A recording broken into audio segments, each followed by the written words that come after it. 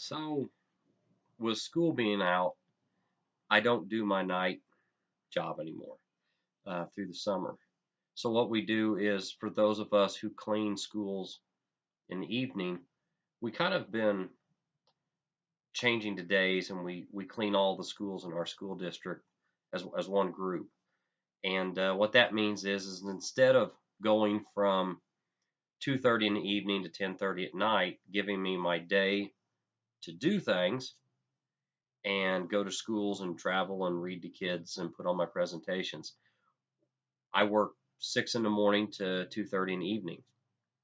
My whole morning day that I'm used to is wiped out. Today, because of that, uh, my son's out of school right now for the summer. He came to work with me, and kid's a hard worker. I give him credit for that. He's an amazing kid. Makes me proud. And, but we got done today, and he on the way home he said something to me, and he said, "Dad," he said, "you kind of seem like you have trouble, really socializing like everyone else does."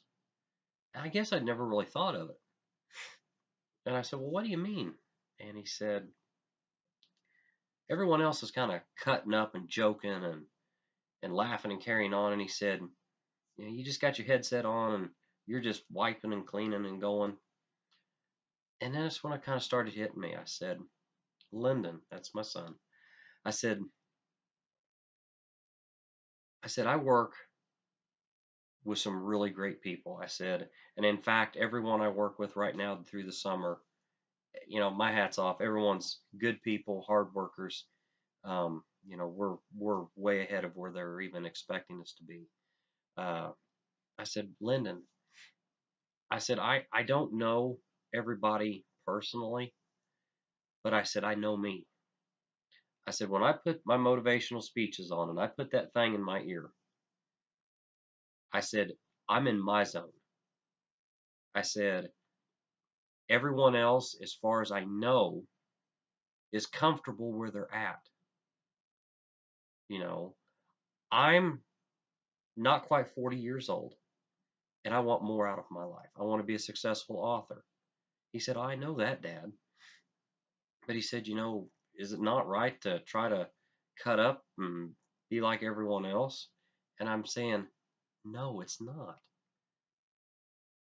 I don't want to be like everyone else. I want to be me. And I said, "Let me give you an example. Why would I want to be like everyone else?" And he says, "Well, I don't mean be like everyone else, but just cut up like everyone else." I said, instantly, then the example of being like everyone else then. And he said, "Does that mean you think you're better than everyone else?" And I said, "Lyndon, let me tell you something." I said, "If I come up to you and I said, 'Son, I am no better than you,' I said, how would that make you feel?"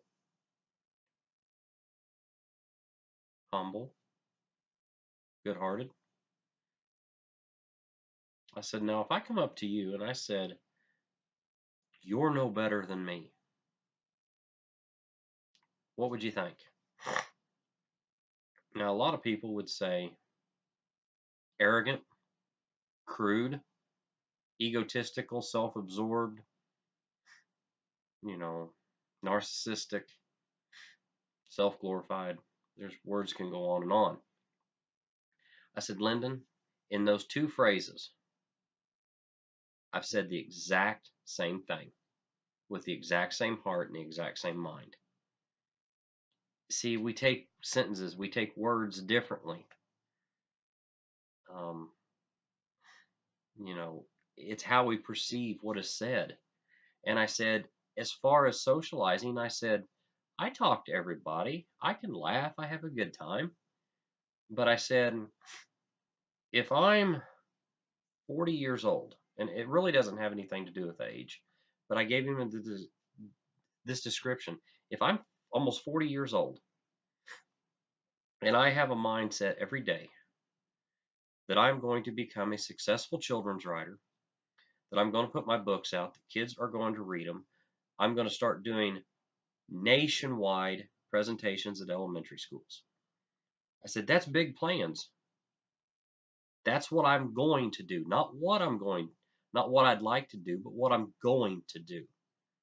I will do it. If I have that kind of mindset and I'm working with someone else that's maybe 20 years older than me, so that would make 60, let's just say 60, and they're completely content just having a summer job cleaning in a school, just something to do. That doesn't make me a better person. It doesn't make them a better person. It doesn't make them any less. It doesn't make me any less. But I said, if I'm on one level and they're on another level, do you think that I should take myself off of my level, put it on theirs? If they're content where they're at and I'm not, we're both cleaning a classroom. They're content with it for the most part, I would, and I'm not. If somebody's saying, yeah, I like this job, I'm happy to come back next year, I'm sitting there saying, next year, I want to be doing my own thing. So then I ask, do you understand why it looks like I'm not socializing like everyone else? Growth is not arrogance. If you remember every day why you're doing it, what you're doing it for, who you're doing it for, let your heart lead the way. It's never arrogance. If you're not going out there trying to be rude, you're not going out there to put anybody down, you're going out there for you. Growth is never arrogance. And a lot of times in life, we get too afraid of what our other people are going to perceive of us. Am I going to be a custodian the rest of my life? No. Am I going to be a custodian past the end of school this coming school year? No. Well, what makes you so arrogant that you think that you can just say, well, I'm not going to do this anymore after the school year? Because I believe in myself, and that's what you got to do. You got to believe in yourself. And I never did ask my son really if he understood that, because I kind of left him thinking. But where he started to perceive that it was arrogance, I gave him the whole apple to bite on and say, look at it. You can like everybody and believe in yourself. And there's always going to be people out there that are going to say, well, you think you're better? But in the end, you're the one that's got to do it. If you want to put yourself on the level with everyone who's okay with just whatever job it is you're doing, it doesn't have to be cleaning a school. It can be working in an office building, an insurance company, a hospital, wherever. If you lower yourself, and I say lower because you're going backwards from where you want to go. So you are lowering. It doesn't mean the other people are on a low level. It just means when you're taking yourself back to meet like and be like everyone else, you're going to be like everyone else. And that's where it's going backwards. Some people want to get offended and say, "Oh, you think you're better than me?"